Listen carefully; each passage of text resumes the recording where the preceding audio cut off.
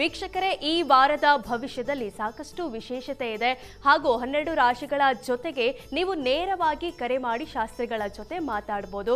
ಮತ್ಯಾಕ್ ತಡ, ಬನ್ನಿ ಖ್ಯಾತ ಜ್ಯೋತಿಷಿಗಳಾದ ಶ್ರೀ ಶ್ರೀಕಂಠ ಶಾಸ್ತ್ರಿಗಳನ್ನ ಕಾರ್ಯಕ್ರಮಕ್ಕೆ ಸ್ವಾಗತಿಸೋಣ.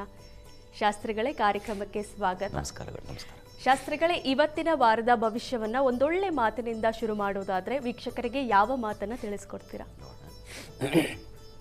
ಶ್ರೀ ಗುರುಭ್ಯೋ ನಮಃ. ಹರಿ ಓಂ. ಮೂರ್ತಿತ್ವೇ ಪರಿಕಲ್ಪಿತ ಶಶಿಭೃತೋ ವರ್ತ್ಮಾ ಪುನರ್ಜನ್ಮನ ಆತ್ಮೇತ್ಯಾತ್ಮವಿದಾಂ ಕ್ರತುಶ್ಚ ಯಜತಾಂ ಭರತ ಅಮರಜ್ಯೋತಿಷಾಂ ಲೋಕಾನಾಂ ಪ್ರಳಯೋದ್ಭವ ಸ್ಥಿತಿ ವಿಭುಶ್ಚಾನೇಕಧಾಯ ಶ್ರಿತೌ ವಾಚನ್ನ ಸದದಾತ್ವನೇಕ ಕಿರಣಃ ತ್ರೈಲೋಕ್ಯ ದೀಪೋ ರವಿ. ಸಮಸ್ತ ವೀಕ್ಷಕರಿಗೆ ಶುಭೋದಯ, ಶುಭ ಬೆಳಗು.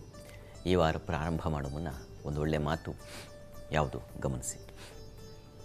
ಡಿ ವಿ ಜಿಯವರ ಒಂದು ಮಾತು, ಓರ್ವನೇ ನಿಲುವೆನೇ ಉತ್ಕಟ ಕ್ಷಣಗಳಲ್ಲಿ, ಧರ್ಮ ಸಂಕಟಗಳಲ್ಲಿ, ಜೀವನ ಸಮರದಲ್ಲಿ, ನಿರ್ವಾಣ ದೀಕ್ಷೆಯಲ್ಲಿ, ನಿರ್ಯಾಣ ಘಟ್ಟದಲ್ಲಿ, ನಿರ್ಮಿತ್ರ ನಿರಲು ಕಲಿ ಮಂಕುತಿಮ್ಮ ಅಂತ.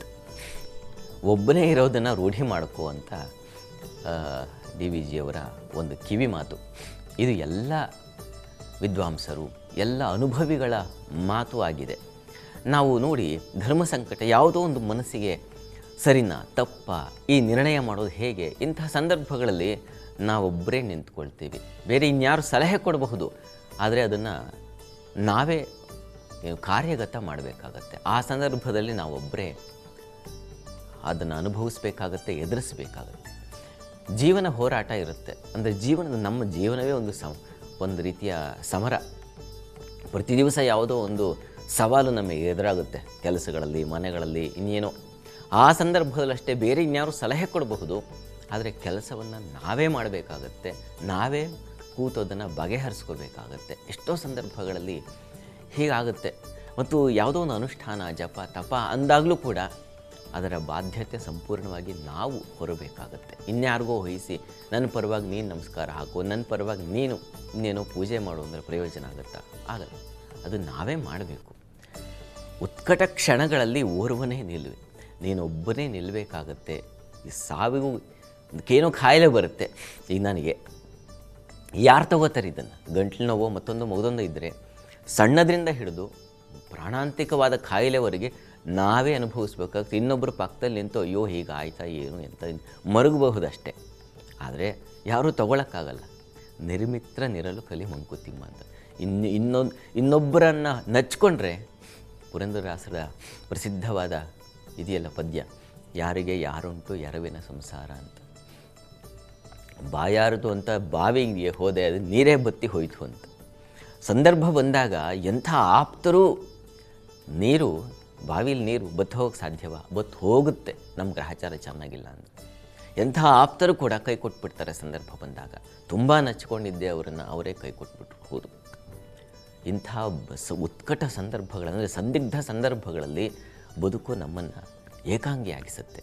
ಭೈರಪ್ಪನವರು ನಿರಾಕರಣ ಕಾದಂಬರಿಯಲ್ಲಿ ಬರೀತಾರೆ, ಜೀವನದ ಮೂಲಸ್ಥಿತಿ ಒಂಟಿತನ.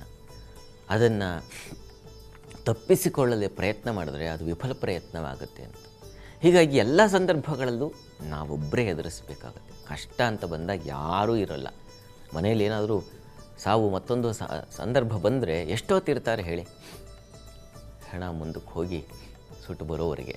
ಆಮೇಲೆ ಮನೆಯಲ್ಲಿ ನೋಡಿದ್ರೆ ಒಂಟಿತನ ಕಾಡ್ತಾ ಇರುತ್ತೆ. ಎಲ್ಲ ಸಂದರ್ಭಗಳಲ್ಲೂ ಹೀಗೆ ಸಂಕಟ, ಆರೋಗ್ಯ, ಅನಾರೋಗ್ಯ ಸಂದರ್ಭಗಳಲ್ಲಿ ಇನ್ಯಾವುದೋ ಒಂದು ನಮಗೆ ಯಾವುದು ತುಂಬ ಈಗ ಸಮಸ್ಯೆ ಆಗಿದೆಯಪ್ಪ ಅಂದಾಗ ಒಬ್ಬರೇ ಉಳಿತೀವಿ, ಬೇರೆ ಇನ್ಯಾರೂ ಬರಲ್ಲ. ಇದನ್ನು ಹಚ್ಕೋಬೇಕು. ಒಬ್ಬರೇ ಎದುರಿಸುವ ಒಂದು ಧೈರ್ಯವನ್ನು ನಾವು ತಂದುಕೊಳ್ಬೇಕು. ಇಂಥ ಮಹನೀಯರ ಮಾತನ್ನು ಕೇಳಿದಾಗ, ದಾಸರಂಥ ಪದ್ಯಗಳನ್ನು ಕೇಳಿಕೊಂಡಾಗ, ಅರ್ಥ ಮಾಡಿಕೊಂಡಾಗ ಯಾರೂ ಬರಲ್ಲಪ್ಪ, ನಾನೇ ಇರಬೇಕು, ನಾನೇ ಎದುರಿಸ್ಬೇಕು ಇದನ್ನು ಅನ್ನೋ ಒಂದು ಆತ್ಮವಿಶ್ವಾಸ ಬರುತ್ತೆ. ಅದು ಬರೆಸ್ಕೋಬೇಕು. ಬಂದಿಲ್ಲ ಅಂದರೂ ಬರೆಸ್ಕೋಬೇಕು. ಅದು ಜೀವನ ಪಾಠ ಕಲಿಸುತ್ತೆ. ಈ ಸುಭಾಷಿತ, ಈ ಕಗ್ಗ ಅಂತ ಒಂದು ಒಳ್ಳೆಯ ಮಾತನ್ನು ಹೇಳ್ತಾ ಇದೆ. ನಮಗೆ ನಾವೇ ಬಲ ಅನ್ನೋದನ್ನು ರೂಢಿಸ್ಕೊಳ್ಳೋದು ತುಂಬ ಉತ್ತಮ.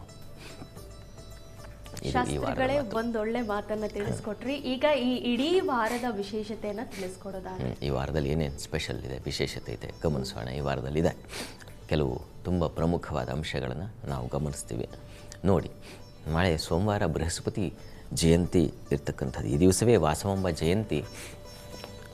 ಆ ವಾಸವಾಂಬ ಕನ್ನಿಕಾ ಪರಮೇಶ್ವರಿ ಶ್ರದ್ಧೆಯಲ್ಲಿ ಆಚರಣೆ ಮಾಡ್ತಕ್ಕಂಥದ್ದು ತುಂಬ ವಿಶಿಷ್ಟವಾದ ವ್ರತ. ನಾಳೆ ನಾವು ಬೃಹಸ್ಪತಿ ಜಯಂತಿ, ನಮ್ಮ ನವಗ್ರಹಗಳಲ್ಲಿ ಅತ್ಯಂತ ಶ್ರೇಷ್ಠನೂ ಶುಭನೂ ಆಗಿರತಕ್ಕಂತಹ ಬೃಹಸ್ಪತಿ ಆ ಜಯಂತಿಯನ್ನು ನಾವು ನಾಳೆ ವಿಶೇಷವಾಗಿ ಅದರ ಬಗ್ಗೆ ಗಮನ ಹರಿಸೋಣ. ಅದಾದಮೇಲೆ ಗುರುವಾರ ನರಸಿಂಹ ಜಯಂತಿಯನ್ನು ಕಾಣ್ತೀವಿ. ಅದೇ ದಿವಸ ಬುಧ ಮೇಷರಾಶಿಯನ್ನು ಪ್ರವೇಶ ಮಾಡ್ತಾನೆ, ಕುಜನ ರಾಶಿಯನ್ನು ಪ್ರವೇಶ ಮಾಡ್ತಾನೆ. ಅನಂತರದಲ್ಲಿ ಬುದ್ಧ ಪೌರ್ಣಿಮೆಯನ್ನು ಕಾಣ್ತೀವಿ ಶುಕ್ರವಾರ ದಿವಸ. ತುಂಬ ವಿಶಿಷ್ಟವಾದ ಪರ್ವಕಾಲಗಳನ್ನೇ ಕಾಣ್ತೀವಿ ನಾವು ಈ ವಾರದಲ್ಲಿ. ಒಂದು ನರಸಿಂಹ ಜಯಂತಿ ಮತ್ತು ಬುದ್ಧ ಪೌರ್ಣಿಮೆಯನ್ನು ಕಾಣ್ತಕ್ಕಂಥದ್ದು. ಬುದ್ಧನ ಜನನವೂ ಆ ದಿವಸವೇ ಆಗಿದ್ದು, ಮತ್ತು ಆತನಿಗೆ ಜ್ಞಾನೋದಯವಾಗಿದ್ದು ಅದೇ ದಿವಸ. ಆತ ಶರೀರವನ್ನು ಬಿಟ್ಟದ್ದು, ನಿರ್ಯಾಣವನ್ನು ಅನುಭವಿಸಿದ್ದು ಅದೇ ದಿವಸ ಅಂತ ಹೇಳ್ತಾರೆ. ಹೀಗಾಗಿ ತುಂಬ ವಿಶಿಷ್ಟ ನರಸಿಂಹ ಜಯಂತಿ. ಅದಂತೂ ಗೂಢ ಪ್ರಜ್ಞೆಯನ್ನು ಹೊಂದಿರತಕ್ಕಂಥ ಒಂದು ವಿಶಿಷ್ಟವಾದ ಅವತಾರ. ನರಸಿಂಹನ ಅವತಾರ, ಅದರ ಹಿನ್ನೆಲೆ ಇತ್ಯಾದಿ ನಾವು ನಿಮಗೆ ಕಥೆ ಗೊತ್ತೇ ಇದೆ. ಆದರೆ ಸಾರ ಸತ್ವ ಏನು ಅನ್ನೋದನ್ನು ನಾವು ಆ ದಿವಸ ನೋಡೋಣ. ಅಂತೂ ಈ ವಾರದಲ್ಲಿ ಇಷ್ಟೆಲ್ಲ ವಿಶೇಷತೆಗಳಿದ್ದಾವೆ. ನೀವು ಸಿದ್ಧತೆ ನರಸಿಂಹ ಜಯಂತಿ ಆಚರಿಸಬೇಕು ಇತ್ಯಾದಿ ಇದ್ದರೆ ತಯಾರಿ ಮಾಡಿಕೊಳ್ಳಿಕ್ಕೆ ಇದೊಂದು ಮುನ್ಸೂಚನೆಯಾಗಿ ಇದೆ. ಆ ಕಾರಣದಿಂದಾಗಿ ಈ ವಾರದ ವಿಶೇಷತೆಗಳು ಗಮನಿಸಿ.